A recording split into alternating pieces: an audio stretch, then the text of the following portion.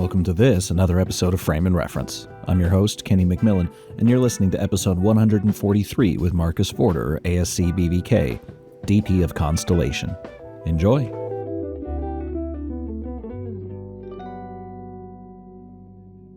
I used to be a magician. I still know some techniques, but I'm very reluctant on doing it. But do you have a magic connection or? Oh yeah, I mean, I got my so yesterday, me and Larry Fong did a podcast. Great magician. He's so fun. And I went to the Magic Castle actually the other day. A friend of mine was from Germany. He was performing for a week, so he invited me, and it was quite fun. Even if you understand the mindset, right? Usually you can see the next step coming. And there was this mentalist reading minds, and he picked me as a participant. And I'm so glad, because I would have not figured that one out. It was like I could read my wife's thoughts, and it was amazing. A really cool technique. Yeah.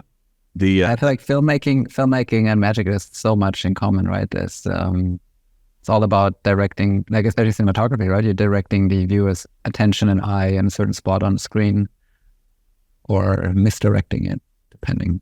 Yeah. Show, right? Well, that was something me and Larry were talking about, was like, specifically the Magic Castle is like the only place in the world, at least in the US, I haven't really left, where like people willingly go to watch vaudeville and you know, like suspend, like people go to movies so critically, but when you go to the Magic Castle for whatever reason, you're like, yep, I'm a child again, just, you know, disbelief gone. And it's so fun that it's actually across the street from the ASC clubhouse. I know. Like, where am I going tonight? Like, you pick whichever parking's cheaper. Yeah.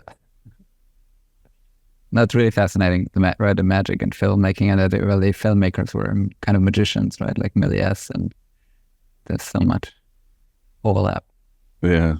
I still think, I've been trying to, this was something I was going to ask Larry about, but then we ended up just going on a roll. But like, what are some of those things that you think you've been able to use as a cinematographer that might be tenets of magic? Because I think an easy one is just like Larry had actually mentioned the Texas switch is like the most classic. Yeah. But there's got to be a couple others, you know, Pepper's Ghost. Maybe. Actually, like one of my early films, it's called I Origins. There was this accident scene where one of the characters gets split in half by an elevator.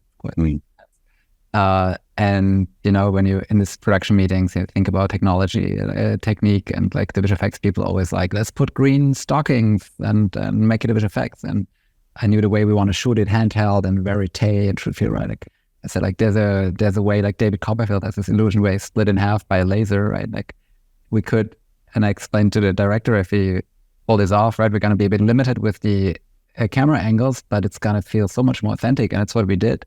And I think producers back then thought like, I'm crazy. What is this guy doing here? But it worked out nicely, and it's so intense because it can rack focus, which we would have never been able to do with, it was a green screen effect. Right. So yeah, we used that technique and all kinds of like floating, like actually coming to Constellation, like zero gravity. There's, you know, like magicians know ways to make stuff float. So it's always interesting in production meetings when you bring up unconventional techniques, right? That's realm. I remember, whose was it? I think Chris Angel had like a levitation that was really famous on TV, and he released it on DVD, and I got that DVD, and the technique, because he could levitate like, you know, a couple feet onto stuff. Yeah. And I was just like, I have not a clue. And then you learn what it is, and you're like, see, magicians at the height of what they do are so clever and don't think about boundaries, literal or otherwise. And I often wish I could unlock that mindset quickly, you know. It's such a specific mindset, right? You're absolutely right. And I always try to bring that into filmmaking, because I think a couple of years ago, when it was still more practical effects and miniatures, people would find solutions for any kinds of challenges, right? Like, and think outside the box. Now, quite often you read something in the script, you discuss it with the team, and like, oh, this is going to be a good effect. So people think it's going to be done in a computer, right? Because nobody knows immediately has a solution for it. But like that magician's mindset, right? You tackle a problem, and find a solution that's not very obvious, but usually very clever, right? That's why. Yeah. I gotta come up with better questions about that, because I've been thinking about that for a long time. Because I think there's a lot of, like you said, some of the original filmmakers are magicians, but a lot of DPs either had interest in it's either magic or architecture. I have found seem to be like the two side hobbies. Interesting. Yeah, more to magic and movies. Yeah. Well, do you normally I ask this at the beginning, but have you been watching anything cool recently? Good question. I mean, I've watched Dune 2 a couple times. And I'm in prep on something new, so I'm watching all kinds of cartoons from the 80s. Oh, nice. But I can't name any specific ones. Sure. I had seen in a couple interviews, you're a pretty big Greg Fraser fan. Yeah. He's amazing, right? Like especially Dune 2 is like, I'm so much into lenses, and like what he pulled off with like layers and embracing, right? At this, like when you look at the original material, like, or somebody riding a sandworm, visually this could look like cheesy, right? Like, but they, like in the first one, or like the original. The original, they pulled it off like so tastefully, right? And it feels analog, it feels captured by a human with a camera, right? It's not this trap on some of the big productions, is that you end up on a big techno crane and do this smooth, sweeping, perfect, glossy shots, but this felt textured, and just, he's a brilliant artist and a great mind, right? Like also he has an engineering mindset, and always eager to embrace new technologies. Yeah, like there's certain DPs who seem to really like understand realism. I don't know how better to say that, which does not make me a good interviewer. But like the idea that certain films, they'll be like, for instance, I know you guys talked to Scott Kelly about the space stuff, right? Because you want it to look real. Some people, you'll watch a space movie and it's just like snap zooms and flying around. It's like, or certain like monster movies, the camera's like helicoptering around and it could either be on a helicopter or it could just be a 3D animation that no human would ever do. And it does, in my opinion, affect the audience's perception of the material. Definitely. Yeah, that's right early on in pre-production. I watched some other references, and of course, gravity had such an impact, right, on shooting space. But it's this perfect, amazing, brilliantly done one-ers and complex moves. But I felt like I never felt at home with this kind of mindset, and that's why actually this conversation with Scott Kelly were so influential. He gave me access to some of the private videos he shot on the ISS, and I kept asking, like, I was always fascinated, how do astronauts film themselves, let's say in their off time, right? They're recording stuff for their memory or geeking out, or they document, obviously, the experiments they shoot. And I felt like this is the way to approach this, like as if our cameras, we're one of those crew members, we're floating in zero gravity, how would you shoot? And people always assume in zero gravity it would be super smooth, but it's actually not the case, because you're hand holding a camera, and there's usually no resistance yet. Oh, what? I created fireworks. How did I do that? That's happening. All right. I need to talk to the Zoom people, because that is not, I've never seen the fireworks, but I don't imagine, I didn't even know that's possible. So basically when you're free floating, like that's how he explained it to me, with a camera, and they film themselves sometimes, there's no point of contact sometimes, right? So there's a lot of wibble, you feel your heartbeat. So what he sometimes did to get the perfect shot is he takes his iPhone, just gives it a little push, so it really free floats, and then you follow it. It's almost like a Steadicam gimbal where you're not allowed to touch it because it would shake it. So you barely maneuver it. And I thought, this is so fascinating. And I watched a lot of references with my camera operators, and that's what we went for. Actually, basically handheld in space. That's how we tried to capture this following Numi, or like Joe's character, wherever she goes. But so it feels not shot by a machine, right? Not by a crane or something like that. Right. Yeah, I guess I never thought about that because I would have thought the same thing, that they could just free float. But I guess scientifically, they're not floating, they're falling. So, if you imagine jumping out of a plane and let it go, that's what's going on. But like, also, when you have a small camera, what do? You put a bunch of weight on it so that those little micro jitters go away. But you can't do that. Like mass, right? There's in zero gravity. That's so interesting. There's no weight, but there's still mass. And holding something in your hand, like a small iPhone, that still moves. Even if I would be floating right now, it still moves relative unless you really let it go. So that's what we actually did. We had our stunt coordinator, Martin. He was brilliant. And we came up with rigs to float like him, giving him a Ronin gimbal, and then we could remotely operate it. And with some of the more complex stuff, like we flew him on wires. Because the whole set is it's an amazing set. Andy Nicholson, our production designer, he's like an ISS expert. Like he worked on Gravity and was nominated for an Academy Award for his set. But good team member to have. He really could build the ISS like to scale. Like we built it in sections, but to scale, like super authentic. He had all this research. So the floors are not meant to be walked on, right? They're like meant for zero gravity, and because they replicated it so authentically, it was very fragile. There would be like electronic panels on the floor and like shelves and all kinds of stuff.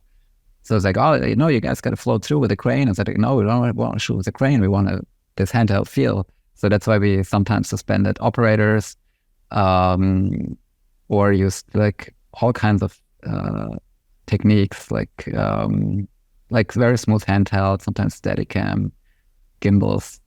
And it was really, I think that was one of the most challenging things to shoot, was that ISS set.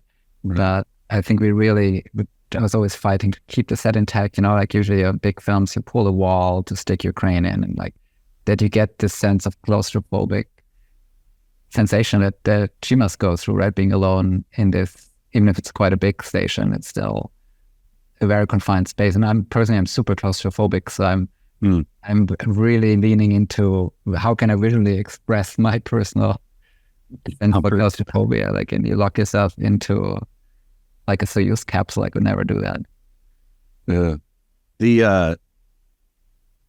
How do you make something like the ISS? Because I've seen footage of it. Obviously, we all have. How do you make the set look appropriate for the film? I was going to say cool, but because the real one is everything's just white and bright because it's a science station. That's for seeing shit, not for contrast. So how do you keep that looking realistic while still kind of staying true to the ISS? Or that's a good fine balance. Like in research, there's always real references, and nowadays with on YouTube, there's like amazing 4K, and like NASA is amazing what they're sharing now, 4K high res flight through the ISS, or we did it also with VR goggles. You see it during day and night. Especially I was trying to find night footage because there's rarely, usually all we see is the bright white. That's especially when they do like a live broadcast, they make sure it's very bright, right? So you see everything. Right. How can we find mood? And it's also scary at times, right? So it can be super bright. So we obviously started with building all the lighting in the set, so it all feels like it comes from there, but it's all controlled obviously from a dimmer board. So you can do like flicker effects or turn off certain lights to shape the face. And it's also with Scott, it was amazing to have him on set. So he was there for most of the ISS shoot. And he would say like, yeah, this looks pretty believable. I mean, it's a bit dark. It's darker than I remember it, but sometimes, especially in our story, right? She's fighting the clock. She's running out of power. So every time the ISS goes into the night side of the Earth, there's no solar power. Right. That was quite fun to play with that, having power come off and on. But it's always the struggle, right? How do you make something? It's clearly a story. I feel like as an audience member, when I watch a film or a great show, if it looks one-to-one like a documentary or like real life, right? There's something fun finding a cinematic heightened version that you buy into, hopefully, that feels grounded. And it's sometimes hard to say what's a matter of taste, what's too much. But so we shot with anamorphic lenses. That's already very different how our eye sees. And and controlled lighting. And but I think especially for this, with the Cal, like the science experiment being, I feel like there has to be some presence, even if you don't see it, or that there's something going wrong, because there's so many scenes later on Earth which are like two people talking on their kitchen table, basically. Right. How do we find a presence of this something larger than life going on, right? Which is causing some of this interference. And that's where I think the anamorphic lenses came in, but also some of the lighting choices. And I was actually inspired by by the Northern Lights when we went scouting for all the Sweden scenes. They actually shot in Finland, which is right across the border. It looks identical. It's a beautiful landscape, and we went there scouting, and I saw the Northern Lights for the first time. It's like unbelievable, right? And how can you capture this? It's almost impossible. It was 24 frames. All we know online or Instagram, this amazing, super jacked up images. They're like long exposures and everything cranked up in Photoshop. So by eye, it's way more subtle. Did you ever see the Northern Lights? No, it's something I've actually always wanted to do. Yeah. It's really amazing at first, like, because it's so dim, and you look up and you think like, am I making this up? Is it really, when you're waiting so long, you hope for it to happen. And like, I think I'm seeing it or not. It's like a bioluminescent, sometimes I saw once bioluminescent waves, and you look out in the That's ocean. the other one I really want to see. And they're like, is it really happening? I think I see it. But when it really happens to you, there's no more question. Like oh my God, this is it. It's like the universe falls on top of your head. And so this cyan, blue, green light, that was kind of something we carried through different scenes to give a sense of that greater presence of something. Yeah. Like that mystery, even if it's not in the frame. My nerdy ass would have brought my color meter and waited for it to get real bright and then just be like, what is it? You know? What is it? I think it's a way to dim, probably. Yeah, probably. Color meter, yeah. But yeah, we shot some real plates which we could use, and that's amazing. And we had like some crazy lighting rig. And that was the big thing in these cabin scenes, the exterior by the lake, right? It's the real snow. Like we shot some of the interiors on a soundstage, but the exteriors, it's all shot on location on a real frozen lake in a very remote northern area. And like, how do you light that, right? Like you cannot, like with condors and backlight, like it would all look artificial or feel like a street lamp, no matter how big you go on such a scope. So I figured we have to do day for night, but then there's in that area, the sun, at that time of the year, the sun never comes over the horizon. So you get this long blue hour. Oh, interesting. But when the sun is gone, it's pitch black. You cannot imagine, because there is no other cities or anything around, and the sun, like with the shifted Earth, it's really black. So I knew with that couple of hours of blue hour, like a regular blue hour and magic hour lasts like 30 minutes, 20 minutes. Usually up there, it lasts, if you're lucky, a couple of hours, which is very luxurious. But I knew we had to extend that with working with like children and complex stunts. Right. So we built this massive moon box that lights up thin air, something I've never done before, like we experimented with. And it was an interesting conversation with producers, like, what do you want to put that X amount of lights in a tower and light up the air?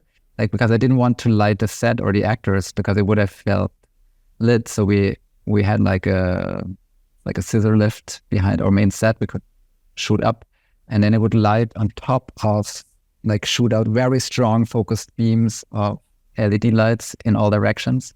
Got it. It would be above the frame line, and then we had snow and slight fog. So there was a slight layer of haze and snow off frame that gave you this super gentle, soft top light for miles. It was really magical.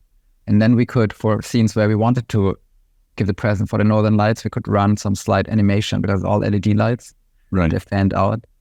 That was quite a fun thing to play with, but also risky. Like, I think it's never been done before like this. And like, I put everything on this one card, as in like, let's go with this one contour, because there's no way, like I said, to hide, like you need, in every direction, we need like 5-6 different contours, and put it out in a frozen lake. It's super complicated. And right.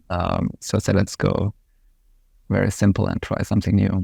So instead, they're not, what light fixtures were they? Were they like COB, just It was Vortex 8. Oh, okay. Perfect. So they're like, I think 12-degree focus speed. They're very fairly focused. Yeah. I got a Vortex 4 back here. Nice. I love that one. We needed color control because we knew we would start in the true blue hour where it's very, very blue. And then as it gets darker, we gently, every couple of minutes, my gaffer would measure and we would adjust to keep the level consistent. So we had to adjust not just brightness, but also color temperature because it shifted dramatically. So with a traditional HMI, so something this would have not, an HMI would have looked like the warmest golden sunlight in comparison to that blue sky. Yeah. So you had all the vortexes essentially in a square aiming out, but not down? Yeah, all out, straight out into the horizon. And how big was it? Like how many units? That's a big, that's big. I think maybe 60 units. 60? Yeah. Damn, that is big. Yeah, we had them in 2 rows to get the power we needed. Now it's exciting now with technology, right? Like NAB coming, and there's still LED technology. They're getting brighter and brighter. At that point in time, it was the brightest that's reliable at that temperature because we knew it would get really cold. There was also like quite a challenge. Our production was amazing. They rented a cold truck for 1 week while we were still shooting. We were based in Berlin, like there's like Studio Babelsberg. We shot all the space stuff there. And so for 1 week, we had a cold truck in front of the set, and every department could bring their gear to test it, how it would handle that cold. So the sound guys would bring in their mics, the props would test their props, and at some point the camera department was scheduled, and the lighting department, we brought our lights or lenses and cameras.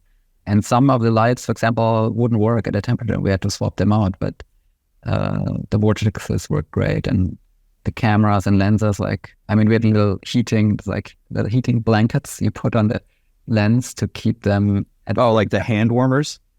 Something like this. It's something custom that makes. You plug it into the camera that slightly keeps it just. Otherwise, the fluids to keep the mechanics working would get so stiff that you could not pull focus anymore. Right. But we tested this all, and it was actually worked quite well. Yeah. What gear doesn't work at that temperature? There's some LED lights, some, let's say, lower cost LED lights that didn't work. I don't want to name them, but gotcha. Yeah. And all like battery life, right? It's really challenging for the camera department. We had like cooling boxes with the batteries, and then there's heating pads in those boxes to keep them warm. Like I think like these hand warmers, the chemical hand warmers. Right. Just throw a couple in there. That helps already. Otherwise, if you walk around with a bare brick battery, by the time you go on the camera, you lost like half of your capacity. Like that's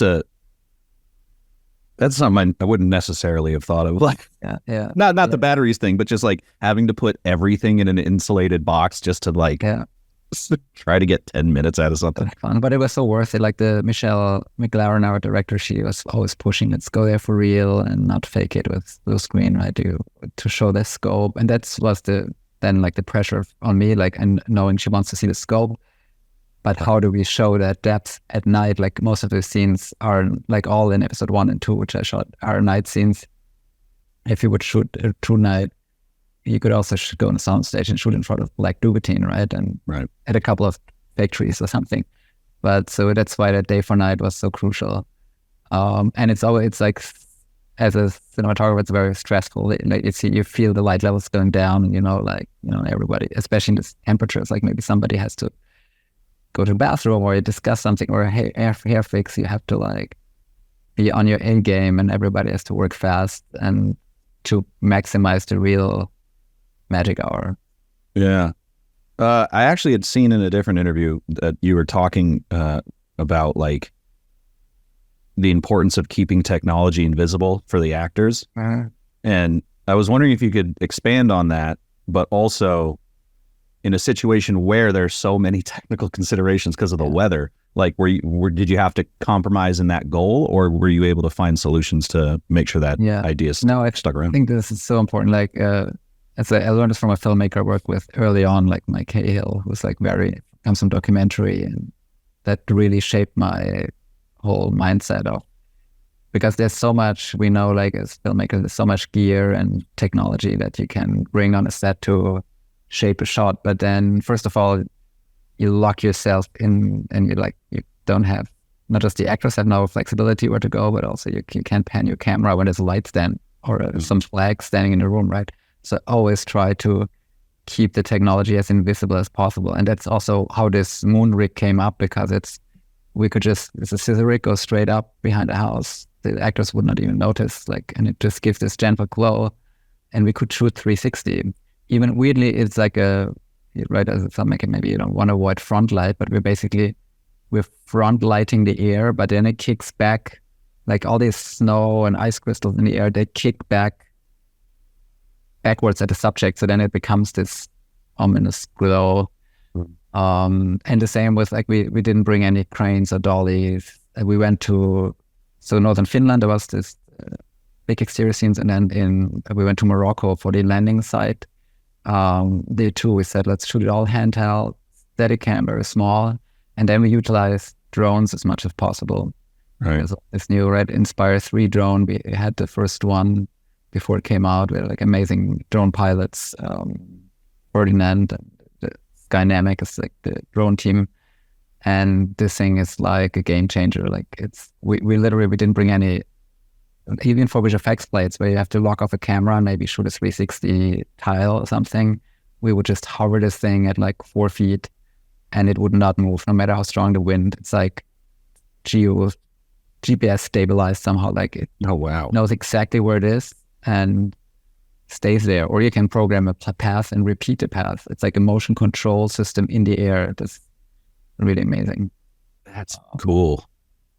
Yeah, I haven't really gotten into it because, obviously you need a pilot's license now and everything. So and also anytime I've ever used it, you get a client, I don't do a lot of narrative right now, but you get a client who's oh, we want to do a drone here. And then it ends up just being an establishing shot. You jack it up 30 feet, you shoot a building or whatever, and you're that's it. I'm so happy we did that. Yeah. But that's the thing, right? If you go traditionally with a heavy lifter drone, right, to fly a cinema camera and your big lenses, the effort it takes, safety and cost and the time, and you have to calibrate focus, and it is, then you want to fly maybe at golden hour or magic hour and the window is so tight. That's why this new drone technology is a game changer. It's all built in. It's one system, right? A camera, lens, talk to each other. You pop on a battery and you fly up in no time, and the flight time is amazing. And we, again, in northern Finland, we flew at such extreme temperatures, chasing. There's this opening sequence in episode 1 when Numi's character, she's driving through that snow landscape, and we would have gotten a helicopter for something like this, but we used a drone. We could fly, the signal strength is amazing. We could fly forever, but then because it was so cold and at that high altitude where the drone is flying, slowly the drone would start freezing mid-air, but it created the best image ever. It was little ice crystals formed on the front lens. It looked like the best diffusion filter I've ever seen. You nice. could not make something like this. Yeah, there's sometimes fun, happy accidents, which I think it's so many people try to control and plan filmmaking, right, in a way as good as you can, but it's so important, I think, to be open for happy accidents, the drone team, oh my God, we have to bring the drone down and wipe off that lens. I said, no, this is the best thing I've ever seen. Keep shooting, right? It's because those lenses are usually very sharp, and our main lenses were Panavision T-series anamorphics, a bit softer. Those are nice. So this was the frozen lens was the perfect complement for the anamorphic lens. You'll have to hit up Schneider or someone and be like, we need to figure out how to replicate this. Yeah, the ice crystal. The Forderer frost. The Forderer frost. Tell me if this is what you're talking about with the ice and air, because one of the most kind of semi-magical experience I've ever had was I think it was in Steamboat, Colorado, and I was snowboarding. It was really early in the morning, and the air had there was snow floating in the air. It wasn't falling. It was just there. And then the sun would hit it and you'd get the full sundog, or, the big circular thing. And I tried to take pictures. I had a film camera on me, tried my phone, I couldn't photograph what my eyes were seeing. And I just had to explain it to people. I'm like, well, you're going to have to go some of these mountains at the right time and just. So was it some halo effect, basically? Yeah. Off the sun itself. I could send you a photo if I could find it, but yeah. Yeah, I'm so into lenses and flares and. Well, you got the database now, don't you? Yeah, the database. I have heard of it. Yeah. So I'm a member. I'm in the beta. Nice. Awesome. So NAB is gonna go live.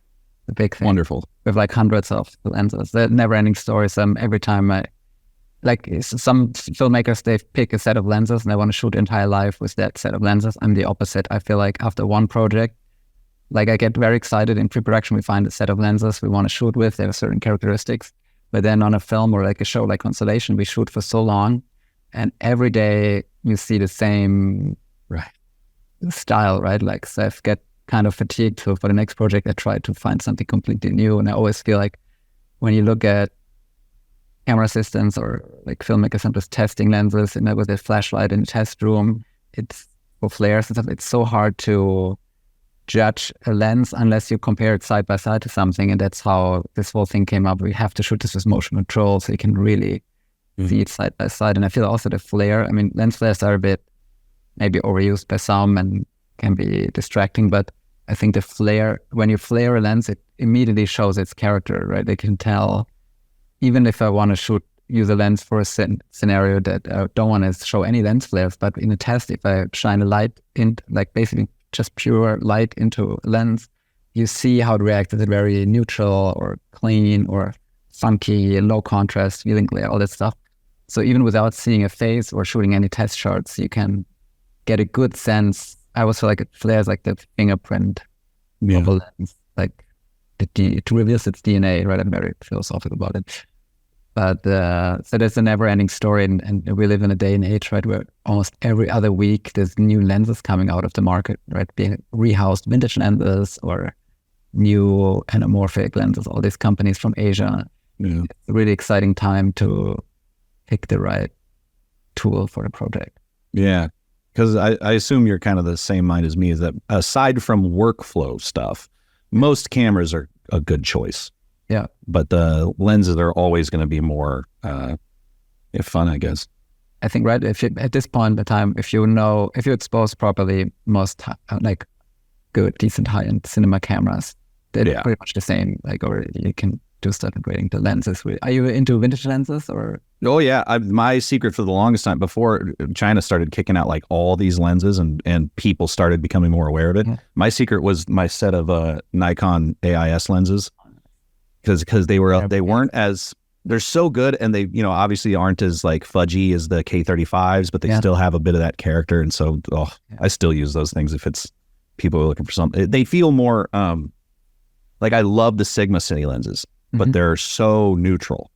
Yeah. So anytime the fall off on some of them is really nice too, but anytime that needs something a little extra, even though sometimes it's a little harder to, because they're manual, I use those. Yeah. The Nikons are, not many people have them on their radar, but they have interesting characteristics. And now I'm actually wondering with all like Red and Nikon merging, if actually people will pay more attention to that kind of glass. And maybe. I'm actually excited to see if Nikon ends up putting the Z mount on because I know people are like, but I already have all these RF lenses. I'm like, no, it's a shorter. You can if you use Z mount, you can put anything on there. Yeah, so that'll probably be good. That's exciting times, right? Even like I remember when I started filmmaking, where I was an intern at a camera rental house at Airy years ago in Munich. And when you only had like professional PL lenses, and they were really hard to get, and people back then tried to adapt, right, long Canon on Nikon lenses for PL, but now you can go on eBay, like as a young filmmaker or even experienced filmmakers like me too, you go on eBay and you find some really rare or unusual thing, and maybe it's $50 and you order it and play with it and think, oh my God, this has such interesting characteristics, so much more interesting than most modern cine lenses made, right? For 10 times of the price. Like, of course, the mechanics and stuff is not as reliable to shoot on a maybe $100 million project or something like that. But the fact that you can shoot a high quality image, I always say like to young filmmakers, right, when you're starting, and like we all work with the same tools. Like if you do a big, like I say, $100 million teacher, for example, or a little student film, at the end of the day, you're going to have a close-up with an actor, somebody sitting in front of a white wall. You're dealing with the same problems. Yes, you have some other challenges and maybe more resources for some stuff, but the basics that really tell the story, the performance of the actor in those close-ups, it's all the same. We all cook with water. Like you just have to be creative and make the best with the tools you have, and find something that you respond to, right? Like that's always important. Not try to do something that you've seen other people do, and it's so interesting, right? This whole conversation with generative AI or like all the people referencing, like even I think it's super fascinating. Shot Deck, I use it myself, and people referencing other work in a way all the time. Like the older I get, the more, like in my early days, I would look at other films and screenshot stuff that I reference almost nothing. I go purely off the script and like intuition and in discussion with the director, and you find hopefully your own language and voice. Like it's dangerous to rehash what's been done before, because that's what AI really is going to be great at. Right. Yeah, just original.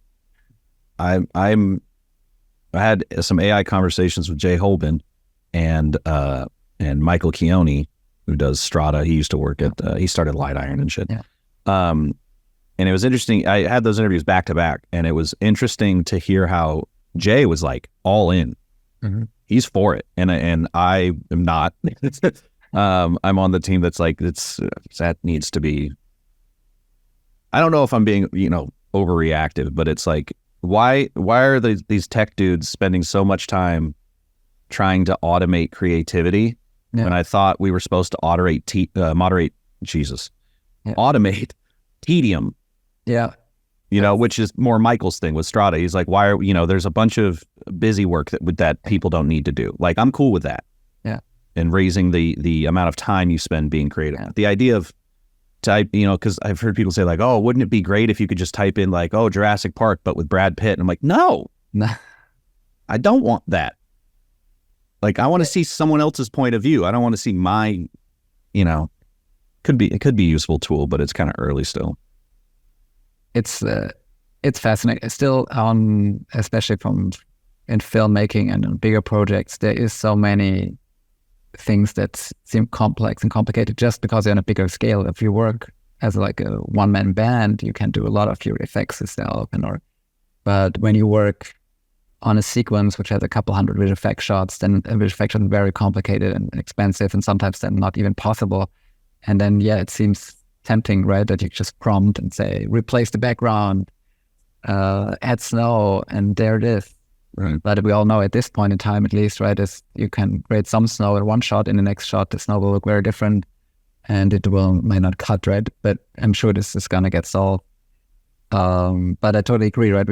I also thought, if I imagine the far future, so much going to be automated, and maybe most of humanity will be like artists for making music and art. And that's how you.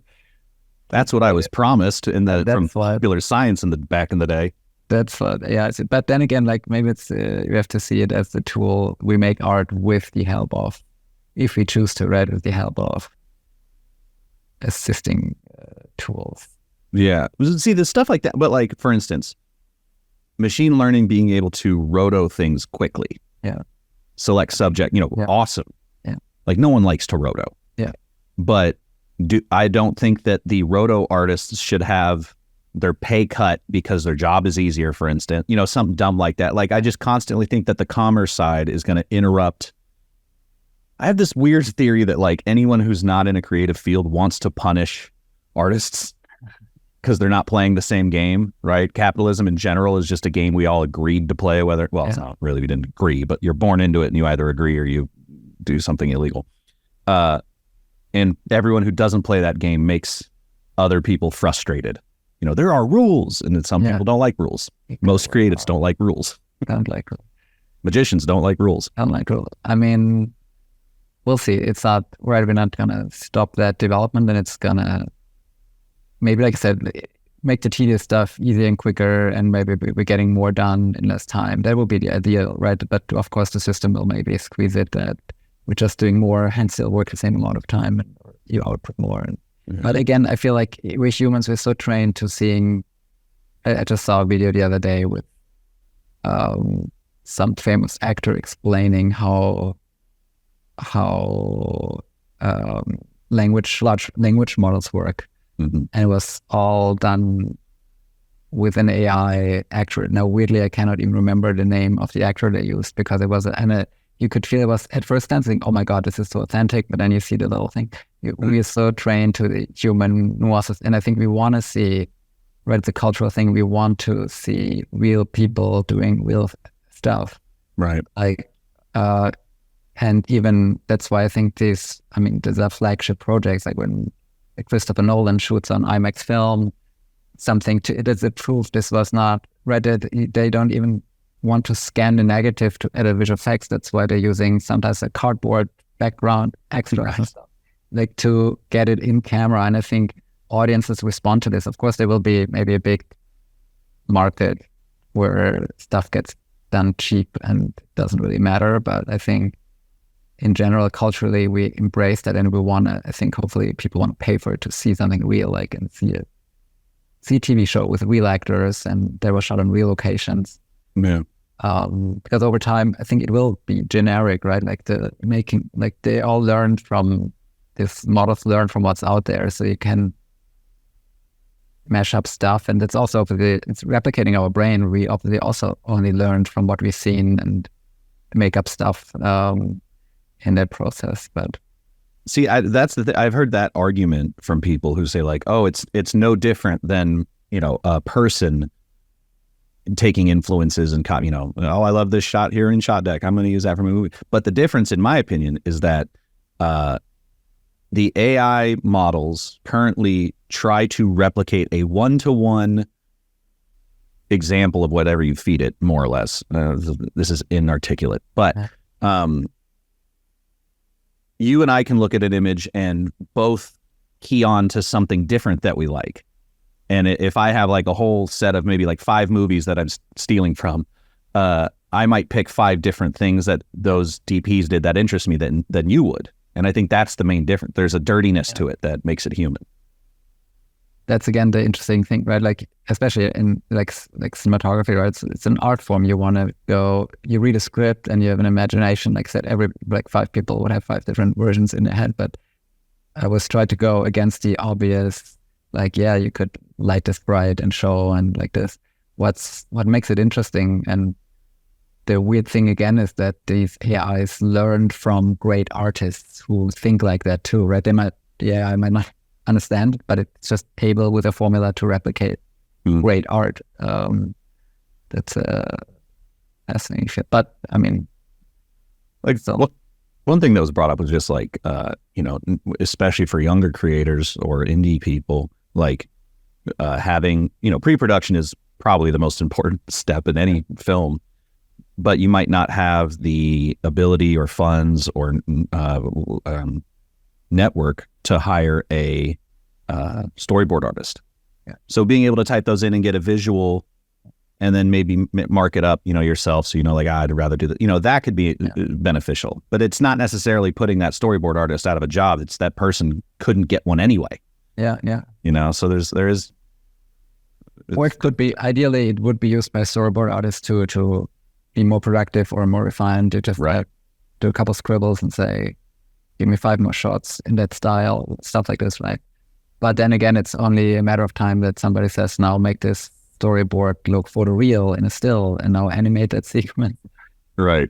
Have them say then again, that's right. Like, what is photography? Like, it's really, we're capturing photons in a real scenario. That's why I think it has been animated film forever, and also visual effects. Like, that's why sometimes people are getting very worried about AI and stuff. But visual effects are around for a long time, and in the beginning, people thought too, like, oh, we might not be able to differentiate this building exploding here, was this real or fake? And usually we can tell, right? And now it's getting maybe more accessible, cheaper, and super fast. But fundamentally, we could also replicate actors, right? Like they tried it in Star Wars for a couple of shots, with bad actors that are not allowed around anymore with traditional visual effects. It just makes it easier, cheaper. That's why maybe the danger is for news and what that means for society. But I think for artists and filmmakers, like we're capturing, telling stories, and I think I totally believe in humanity in that way, that we're a tribal group, right? We want to sit around the fireplace and tell each other stories.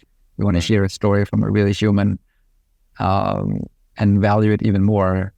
Like that's why I think people like Christopher Nolan or Denis Villeneuve, or like they get such a standing because they're great artists and do something unique, and hopefully everyone as a filmmaker we push ourselves. Like the same with like working with Michelle McLaren on this show. Like she's like, it was the first time we worked together, and we're almost neighbors, but we never met. And she worked on every big show there is, like unbelievable, from starting from the X-Files to like Better Call Saul and everything.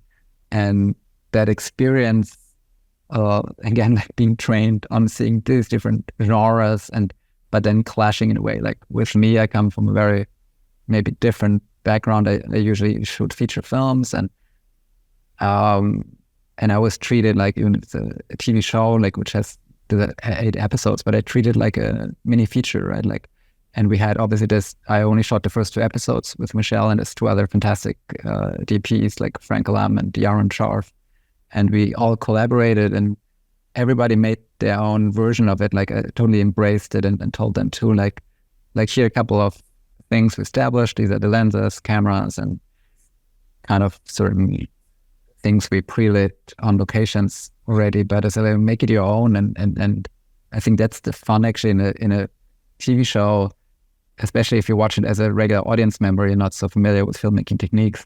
You might feel there's a little different, right? You might not be able to put your finger on it, but that makes it hopefully richer than this, let's say, like a one-dimensional perspective from one person.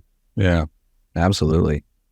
That does kind of bring up, when you're talking about Michelle's experience and your experience shooting features, like I kind of enjoy asking people of your caliber is like, when you're on your $100 million film, your Red Notice, your Independence Day, whatever, or this show also looks very high budget, but you got stars in there, whatever. What are some of the things that outside of the color grade make it look high quality, like make it look like a film to you? Because I experienced this, I asked someone else, but like I was second unit on a feature, and a real one finally, and it was just literally an Alexa with Atlas anamorphics, right? Yeah. And it was second unit, so I barely even had a lighting kit, and I just shot it, and then I see it in the theater, and I'm like, why does that look, I've shot that rig before, that camera, that lens combo in better situations, and it didn't look like a movie. So what do you think are some of those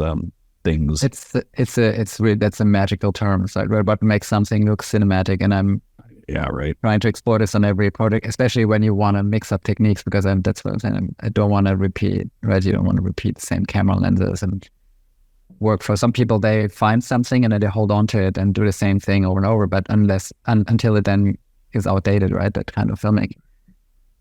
I think it's a subjective point of view. You have, like, we're not objectively showing how the room looks, the face looks, the lighting looks.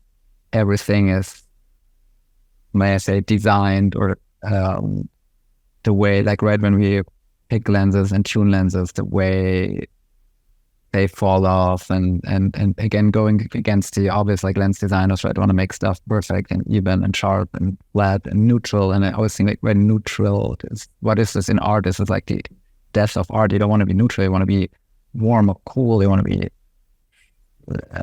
softer. You got to be one way or the other to make a point. Like, right, in a neutral scene is like, why do you watch this? You want to feel gray is not the most interesting color. Absolutely. But a lot has to do with lighting. And that's, there's people try to teach lighting, right? Like with three-point lighting and this and that, or it's such an instinct. Like, I always can tell sometimes on a film set, you have never, no matter how big the film is or the show, you never have enough time, right? Never enough time, you never have enough budget. That never changes. So you have to make decisions very quickly. Sometimes on the bigger ones, you have even less time because of like a big movie star coming and to certain times they're available. And or like in the case of Constellation, we had like this wire rigs on the ISS, so it was very uncomfortable and tough for the actors to be in those wires. So you would put them in there, 2 takes, get them out of there, and move on or shoot something else. So I knew we had to be spot on, and that's why with lighting sometimes you cannot prepare for every scenario, and you don't know in advance how the actor will really move in that situation. So that's why it's so important to have like demo board control. Everything is basically controlled by computer, right? And like with a microphone, I can whisper to my gaffer or board operator. And my wife's actually a board operator, so sometimes we get to work together and quickly communicate and change stuff during the shot. That's the beauty of lighting. People consciously do not pay attention to lighting, right? Unless you eclipse the sun, then they like notice, oh, the light changed. But so you can be very bold. That's what I do all the time. Mid-shot, I adjust lighting to when I feel like it's not quite what it's supposed to be, or as the actor moves, or also just for dramatic effect to heighten the sensation. And I know you can go quite far before people pick up on that. Interesting. That's why I got to be intuitive. And so usually the lighting, but I know what you're talking about. Like if you can get the same camera, the same lens, and it might look very different. Sure, there's also the color treatment, what you do in color timing or a show light. And that's the reason I said without color is because I think that is actually the answer. Is like certain, when you've got your Sonnenfeld or your Jill Bogdanovich or whatever, like they've got something up here that they but know. Even there, right? You might think, oh, that's a given. But then you look at, there's some projects you see like, wait a second, this is done by that big colorist and he had all the toys in the world, but still it feels very video-ish sometimes, you know what I mean? Like, or some stuff like it. And it's not a given. Things were easier when we were all shooting film. You had a certain film look, right, for free, so to say. Right now in digital, it's we have many benefits, but out of the box, most digital cameras look very boring, right? Like they don't look filming. So it takes quite and I think it helped being that generation, right? Like you probably too, we grew up in a time where most people were shooting film, but we work with video cameras. How do you make that video camera look filmic? Yeah. Those lettuce lens adapters are like the Red Rock. Yeah. Those are dark times. Yeah, dark times, I'm glad. With the thing was this long and you lost like 4 stops of light to the adapter. Yeah. Oh boy. That's why it's such exciting times. Like in our case, we shot Red V Raptor 1600 ASA in the dark. That's a great camera. And super compact, compressed raw. And like you can just, like I say, an actor is in the middle of a scene and it's quite intense and you feel like, oh, I'm on a 50, my lens is not tight enough. And you don't want to like cut and swap a lens and stop the flow. Like now you can like switch on that Vista Vision sensor, you switch from whatever 8K to 6K. You have a tighter crop, you still have plenty of resolution, nobody will be able to notice, but you have a tighter lens virtually. I use this all the time to keep the energy up. And like, that's what I mean with being invisible with technology. Like there's a lot you can do, but don't just, there's so many, I always say like there's a million problems on a film set. Like there's so many moving parts. Don't add your 500 problems or make it visible for everybody, right? Try to solve it. And then of course you have to communicate if there's a thing you cannot solve. But if everybody tries to manage their things and keep a very quiet, focused set, I think that's so important. Like for cast and for me, myself too, in the director, you have to make decisions so quickly and you have only one choice, one chance. And then you committed to film forever, right? Like if you make a poor choice like this, backlight here, turn it on or off, and you decide, okay, let's keep it on. It's gonna be like that forever. It's always a bit of pressure. That's why I think it's so important to have a focused, quiet film set. Yeah. Well, and to your point, like I think I can't remember who. I think probably Fincher said it, but like how everyone goes to the movies to see the actors, not your light. Not. Not the production designer, even though production designers are rad, so important. But like no one's going to see it necessarily besides other nerds. And so if you can create an environment where the actors get to remain actors, that's the move. I want to say though, that's the interesting thing with regular audiences who are not experts in lighting and direction and everything. I think within you watch a trailer or something, within a couple of shots, people can pick up if something, even you can have the biggest name actor, something looks, cheap or because like I said, the magic ingredient is missing, right? But it does not look cinematic. I think you can spend a lot of money on a big project, get big actors and amazing sets. But if I was still I feel the regular audience pick up on this, and I see it on my family sometimes when I watch something with them. Like, if there's some of the big masters, right? When they shoot something, you see 1 or 2 frames, and you feel at ease that there's a story being told, and you're in great hands. Like there's people who craft something who know what they're doing, or it just puts you at ease to watch it. Yeah. And that's not a given. Like you would think, like with all the technology we have, I feel like the opposite is the case. If you don't watch out footage with all the post workflows of doing HDR and shooting digital and sharp lenses and stuff, I feel like if you don't manage on every stop and every intersection to go the right path, you end up with something very generic, digital looking. Yeah. I think. Well, it's like what we were talking earlier about, where like some DPs know like where to put the camera. I think it also has to do with like that's the Conrad Hall thing, right? Like just one, there's only one bulb because that's how it is. And we don't need to modify that. Yeah. Like shooting reality sometimes can look worse, but if you can just put a little spin on it, sometimes it looks perfect. Absolutely. And I think it's so important to do, right? How do you find something that's unique? Like there's so many shows out there and movies out there.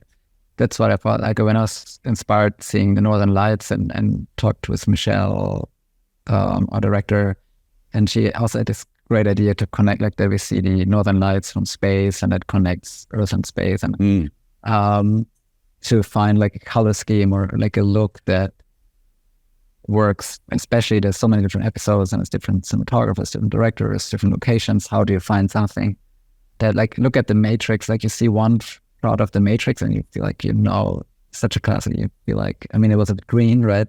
But you could immediately tell, wow, this is the Matrix. Like if you pull off the visual language that's so unique that you can immediately identify, I think it's kind of important, especially then for a TV show that maybe has several seasons and lives on. If you create visually a universe, and I always ask myself too, like, what is that, right? How can we, because locations will change, faces, like the cast will change over time. Right. You have to find something with the camera, lensing and lighting that makes it unique. Were you able to use your lens database for pre-production on this show, or had it not been come out yet? Yeah, no, I actually started this 10 years ago when... Oh, geez. Yeah, never-ending story. In film school, I had to do one technical project to get my degree, and with a couple of friends, I just finished like my first feature film, it's like a post-apocalyptic film called Hell. And the German English film, Hell means bright. And it's so bright, the sun is so bright that you can't go outside anymore without protecting your skin. And that's where that movie, I did so many tests with lens flares and how to create a sensation of heat and sun. So I thought, like, I'll do something with lens flares. And then that's when it started with motion control. But then in recent years, I think especially during lockdown and COVID and last year with this strike, we really reshot everything in like large format, and so it's the same camera, the same motion control system. And so every time I discuss lenses with a director, I use it because lensing is such a subtle thing at first glance, right? It's hard to put your finger on what it is. It does have a big influence, in my opinion, right? When you see something on a big screen, especially how is the out of focus area rendered and stuff. So I always use this to first iteration for myself to select a couple lenses. Say like these 4 or 5 lenses, I think I respond to subconsciously for some reason for this project. I save them, like now in Cineflex, you can save your favorites in a gallery and download a PDF and stuff. And then I go to rental house and test those 3-4 lenses specifically for the project, because I believe you cannot generically test for every scenario, right? Like, right. That's where like just the flare, and then you test like, oh, for Constellation, we're going to have like this blue hour, or we have like candlelight, like the whole opening scene in that cabin is all lit with candles and fire, and there's no electricity.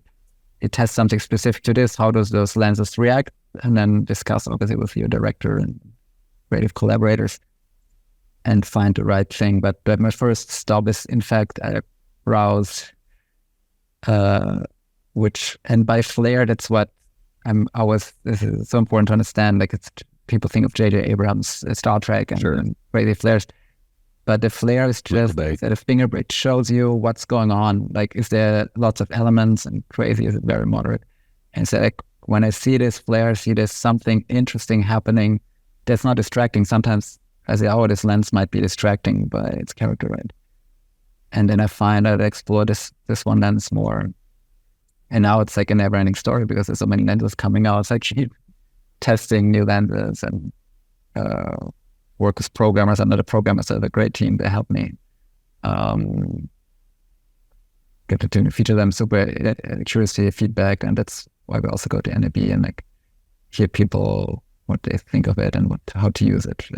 And because I made it basically as a tool for myself. Like, how would because I feel like that's the thing with when you talk to the director, like say you show a close-up or a test shot or something, like how do they understand how this will react in a certain situation, right? Like, it's so abstract, but with that Cineflares, you immediately see, and we're working on there's a cool update coming that you can choose scenarios to preview how it would look like in that scenario. It's like super crazy because the shot is motion control. You can like, stuff. Yeah. So you can preview, they select you a scene, like, so show me this in a desert day exterior or in a night exterior or interior. And then it will show you, preview how it would look like. And then for visual effects, it's super important. Like, Constellation, we had like, I think incredible visual effects team, and we were obviously pushing hard because we built real sets, like even the exterior of the ISS, like people sometimes think that's all CG, but we had full-size modules. We don't have the space to attach them all together. That's modules. Sometimes the one thing I call the sprite cans, like this big silver thing. It's like the size of a truck or a train cart, right? And then we have our actors in a full spacesuit on wires floating in a pitch black environment. And I had just one single light source as a sunlight, and you get real flares, you get it in camera. Of course, the effects team did amazing work to extend it, but we used real visors. That's something that... that's a choice. That's hard. That's a choice, right? Usually the effects they say like no visors, they don't want to deal with camera reflection and stuff. But I did some research, and like the real spacesuit, we had this incredible team they specialized in building spacesuits for films and television, and they're very like super experts. They did look so intricate, like one-to-one, like the real deal. It's big and heavy and quite extensive. But the real spacesuit has 3 layers. The real visor has 3 layers of glass for redundancy and protection, right? As they would hit any space debris or something like that. And when you look at most TV shows or films, they have no visor, and they put in CG one single reflection. And if you look at Constellation, you will feel like Numi is going along the truss, and you see the real environment reflecting in triple layer, and you see the dust and scratches. And I feel that all adds up, that you hopefully are more engaged in what she's going through. Yeah. It's so, I think, undervalued, especially with VFX, like the idea that the costumes and the set design not only inform the character, but like how you're supposed to feel, like you were saying, like that feeling of being at ease. Like if all that blends together and matches the character, then you don't think about it, and you're more willing to just buy into the script, as it were. Yeah. It's so important, like I said, like to find the magic collaborators, right, where everything clicks, and which is tough because as filmmakers, right, we were like nomads. We work on different shows, and it's like in the last years, I rarely worked on the same continent back to back twice. Usually, right, like I'm based in LA, but then Constellation was based out of Berlin, and then we went to Finland, Morocco, and my next project I go to the other end of the world. So how to find collaborators. And luckily with Andy Nichols, our production designer, I had worked with before on Red Notice, and we had a great shorthand, and you know each other and sensibilities, and you can early on in pre-production, you have to make some choices very early on, right? Like what do you build physically, what is maybe impractical, and you need visual effects help and to make those decisions, and with the director, and in this case also our stunt coordinator, Martin Boris, he did an amazing job, and he's also the special effects supervisor. Usually that's different people doing this, but he has a big team, like he has special effects people, but he's the mind behind it. So when he comes up with a stunt, he doesn't just have, let's say, the accident on the ISS. He doesn't have just the actors bumping into stunt mat in the mat. He plans exactly where to put an air motor to blow up debris as it hits.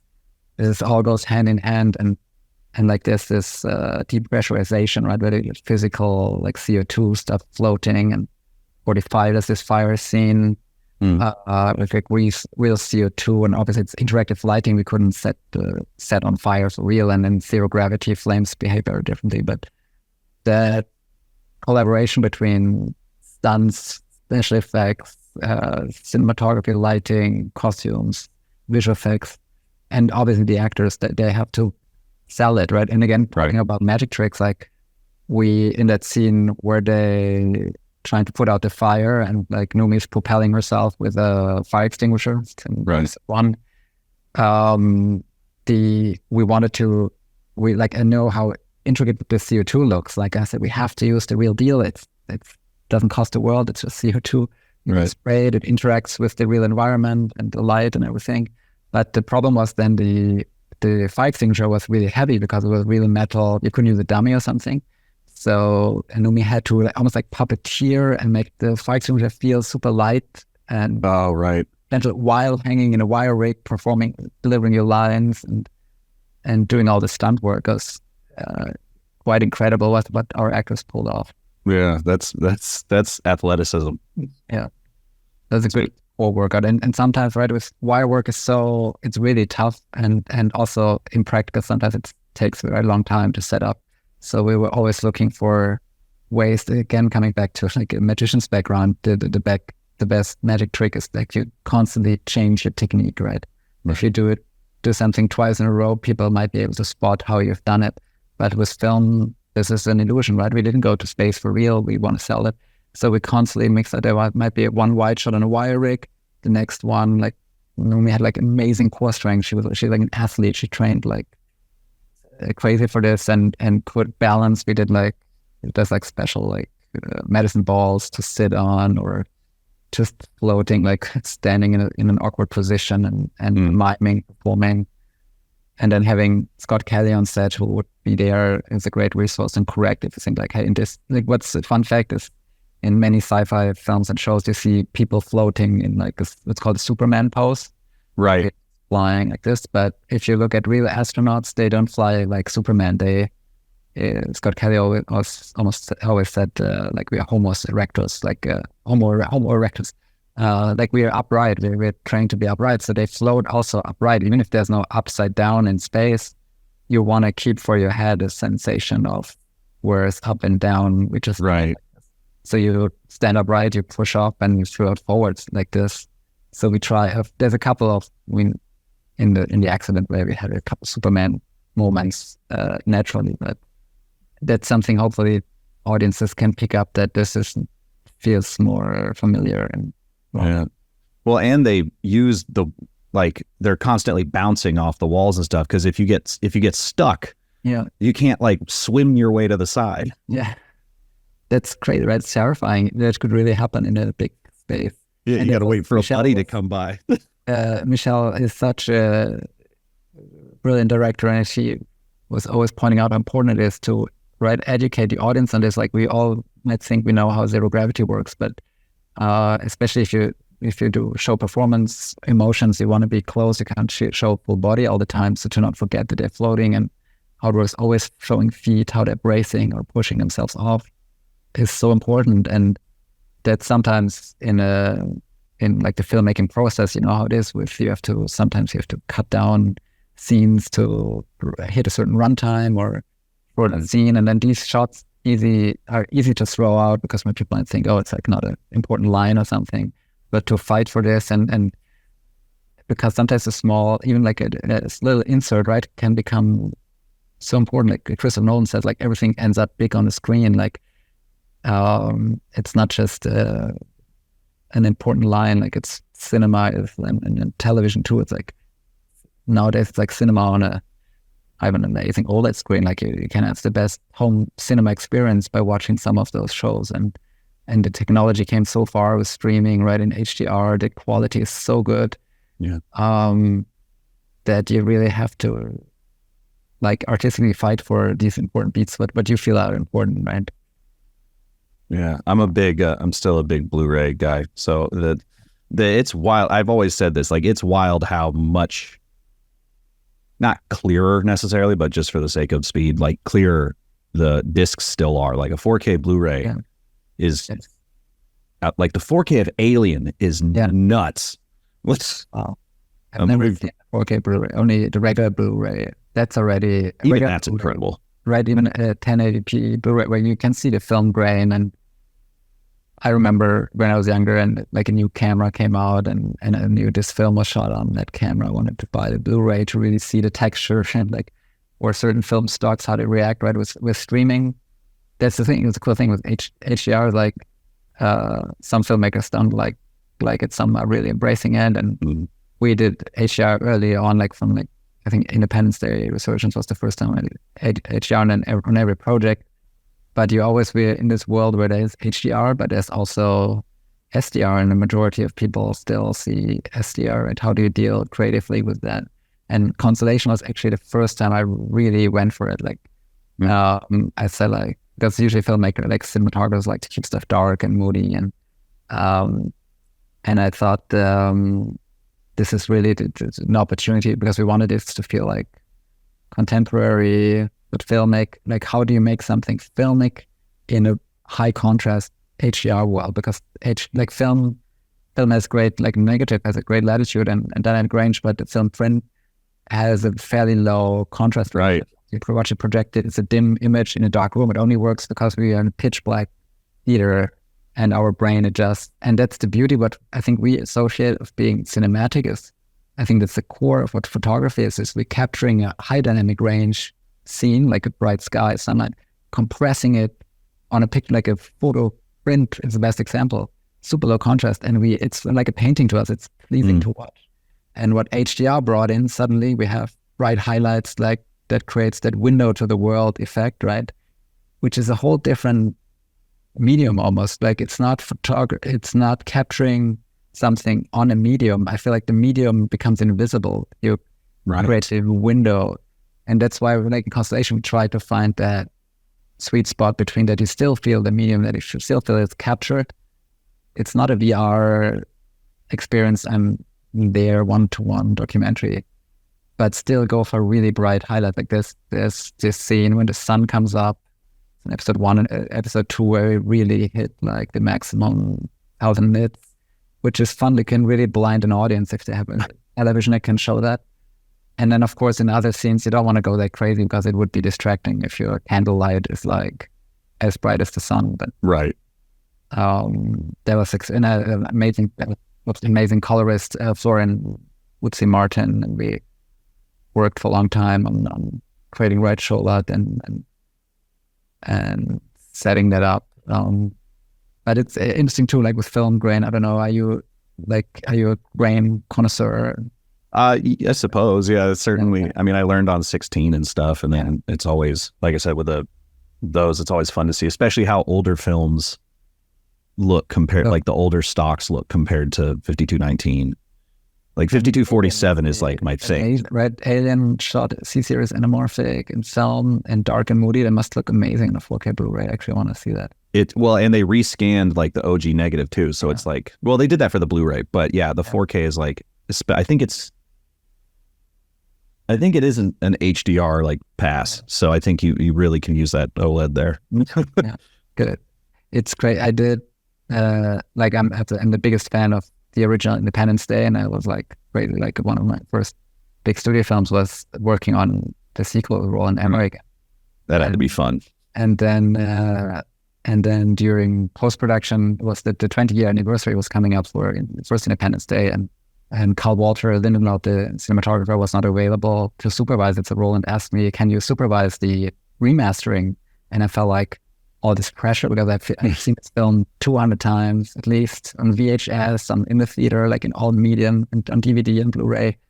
And then you see the negative, it was 20 years old, like it was rescanned by photocam. And you could tell there's some, because it's old, some stuff deteriorated, but then also I've never seen it at 4K resolution. Right. Suddenly would see, oh, there's a little wire holding up that miniature plane, which you've never seen before. Right. But then also creatively, because there is no just one button you press and it looked like 20 years ago before with that film, like print film emulation or something that doesn't exist.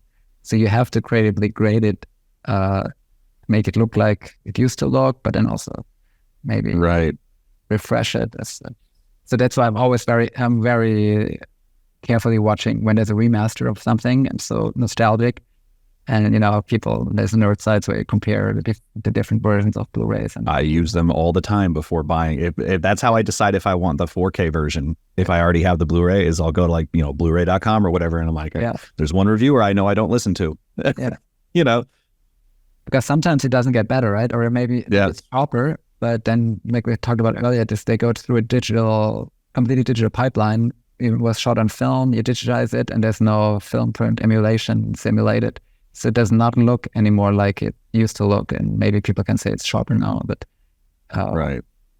Or sometimes, like recently, I've noticed sometimes they won't put the special features on like a newer disc. Yeah. So I'm like, well, fuck it, I'm just gonna keep the old one, especially if the only difference is like, oh, this one's got Atmos and this one doesn't. Yeah. It's like, all right, well, I've only got a sound bar anyway. It's not, I don't know this nonsense. What I find fascinating in the streaming age now, that this feels like it disappeared, right? The bonus stuff, like you'd think it's fairly simple to add on a streaming.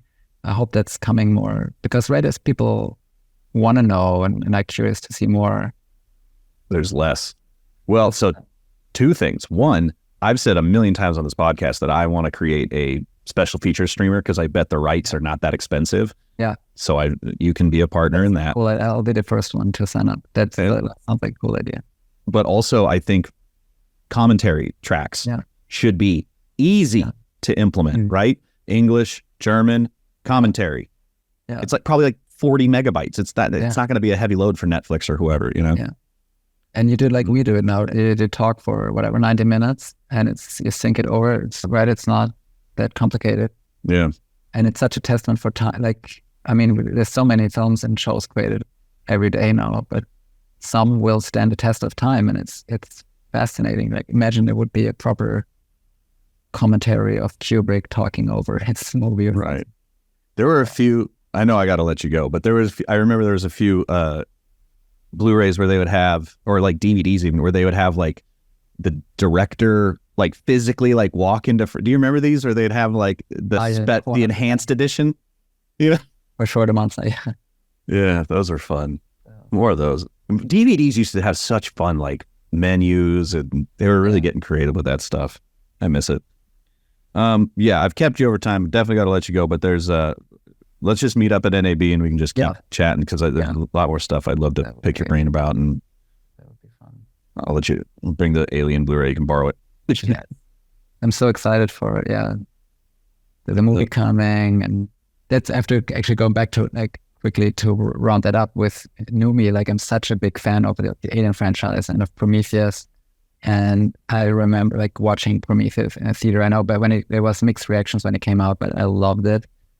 And I'm still kind of traumatized by seeing it. And when I heard that Numi would be our lead, and she's so fantastic. She's rad. And as from an actress, like her energy, but she has such an iconic face, like as a filmmaker, cinematographer, to light her face and film it. Like, she's unbelievable. And seeing her like in a space thing, like as a sci-fi fan, like you got total Prometheus vibes sometimes. Like, how it looks very different, and there's no aliens, I think. But who knows? Maybe if there's another season, it's revealed what's really behind the cowl.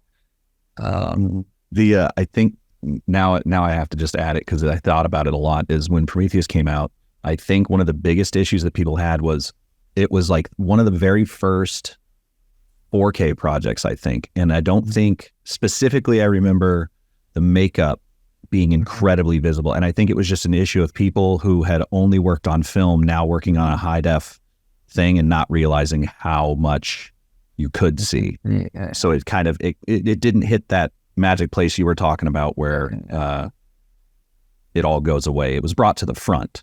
Yeah. And that was my only real complaint. I actually love that film. And what was the sequel? Covenant? I love that shit. In Covenant, yeah. I think Prometheus specifically, like the way, like Darius Wolski, like is genius, like how he lit that. And it was actually, I think it was shot on a Red Dragon or something. Like, really? The time again when you say like people like, oh, you can pick up that same camera and it's shot on a spherical lens, like, and why does my work not look like this, right? It's a great example. Like, this is such a world building. Guy. Wow. Yeah. Another genius. I just pulled that because I saw you had mentioned that you looked up to him and shit. And I was like, do you have the book? I don't have it, no. Oh, it's a good one. Yeah. It's half French though. Is he talking about Alien 4? No, it's all of, let's see, it's Seven, James Gray. He talks about a bunch of his films. It's like a bunch of interviews, and they're half in French, half in English. So the book is actually twice as big as it should be. But there's like good photos and stuff in here. It's not that expensive. They went out of print for a while, but he just talks about his influences and projects he worked on, and it gets kind of technical. Like I just opened it up. He's talking about ENR, like 40% ENR, which, the bleach bypass thing. But like you, Seven for me was like one of those movies where I was like, damn, this is a movie. This is a movie, right? This is timeless visual, right? They're talking of texture, right? Like, and I don't know if there's a restored version or an HDR version of it, but there is not. I think Fincher is allergic to re-releasing stuff, but I think I read somewhere that like he was gonna maybe redo that, because like even like Panic Room you can only get on DVD. Interesting. Yeah. I know Fight Club got a 25th anniversary release, but yeah. Because that's so interesting to see that shift too, right? From like the Seven is such as the texture of film, and today like it's all shot digital, right? It's a very different aesthetic. I mean, filmmakers also evolve in their taste, and but it's interesting. Film sometimes forces you to, there's certain randomness or organic nature that, especially I think in this project, it made total sense, right? With the opening sequence and the scratches on the film and the tactile. There's still, I have to say, I'm a kid of the digital age, right? I grew up, I shot film in film school, and I shot a couple projects on film, but and I love the look of film, like whatever the magic is, right? But I tend to shoot digital most of the time, right? But highly influenced by those rabbits. I think it's so important, like that we have labs around and still people shooting film to have that reference. That something feels so cinematic, right? And I think it's not just a generational thing. I think for younger, hopefully, I mean, some people think, oh, there's a filter on this. And no, this was shot on film. There's not a filter on that image. Right. That's, I think, really fascinating. Like the tools we choose and how you bend it. Some people shoot film because they like the look of film and that's it, right? But I feel it also has something nostalgic, which might be not appropriate, like in the sense of Constellation. I think it would. I like to embrace the modern high-res 8K anamorphic, like the pairing of anamorphic lenses and high sensor and stuff. But then trying to bend it in, like it's highly influenced by like a filmic color palette and that's that was something I talked to Eigel Burled about the holdovers, and he was like, we wanted the film look, but when we shot film, modern film stocks are made to be scanned. Yeah. So they didn't look like film. They looked like the film looked like digital, so they just shot digital and made it look the way they wanted, Yeah. And I thought that was interesting because I figured they just shot on film because that one's a good one. Good. We'll leave it there. I had another thought, and then I was like, no, we should. Sure. You got things to do. I got things to do. But let's definitely link up at NAB, and then we'll keep it going. Thanks so much for spending the time with me, man. That's a lot. Cool. This show looks fucking sick too. And I'm not even like a scary show person, but like that is a good one.